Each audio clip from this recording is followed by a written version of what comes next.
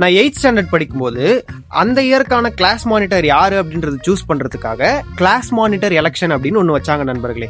அதுக்கு வேட்பாளர்களா அதுக்கு முன்னாடி வருஷம் 6th 7th கிளாஸ் மானிட்டரா இருந்த நானும் அந்த பதவிக்கு ஆசைப்படுற இன்னும் ஒரு 2 பேர் சேர்ந்து 3 பேர் நின்னோம். எலெக்ஷன் ஸ்டார்ட் ஆகுது. எலெக்ஷன் வந்து மறைமுகமான எலெக்ஷன் கிடையாது, வெளிப்படையான எலெக்ஷன். இப்போ இவங்க கிளாஸ் மானிட்டர் ஆகலாம்னு நினைக்கிறவங்க கை தூக்குங்க அப்படின்ற மாதிரி எலெக்ஷன் ஸ்டார்ட் ஆகுது. என் கூட இருந்த 2 பேரும் ஒரு கணிசமான ஒரு ஓட்டு வாங்கிடுறாங்க.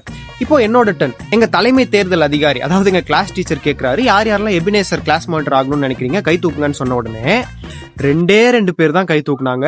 அந்த 2 பேரும் வேற யாரும் ஓட் போடலையே அப்படின்றதுக்கோசரம் கை தூக்குனாங்க. என்னோட பெஸ்ட் ஃப்ரெண்டு கூட எனக்கு ஓட் பண்ணல நண்பர்களே. துரோகி. எனக்கு ஒரு பயங்கரமான அவமானம் ஆயிடுச்சு. என்னடா யாருமே ஓட் போடல அப்படின்னு சொல்லிட்டு ஒரு சோகத்தின் உச்சகட்டத்துக்கு போயிட்டேன்.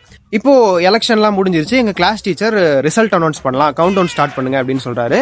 5 4 3 2 1 சொன்ன உடனே சோ திஸ் இயர்க்கான கிளாஸ் மானிட்டர் இஸ் அப்படின்னு சொல்லிட்டு என் பேரை சொல்லிட்டாரு. யாரும் எனக்கு கை கூட தட்டல. ஏன்னா எல்லாருக்கும் ஷாக்கு. நானே அவரை மேலையும் கீழையும் பாக்குறேன், என்ன சார் சொல்றீங்க அப்படின்னு சொல்லிட்டு. ஏன்னா எனக்கு கிடைச்சது 2 ஓட்டு தானே. அதுக்கப்புறம் தான் அவர் சிரிச்சுட்டு ஒரு விஷயத்த எக்ஸ்பிளைன் பண்றாரு.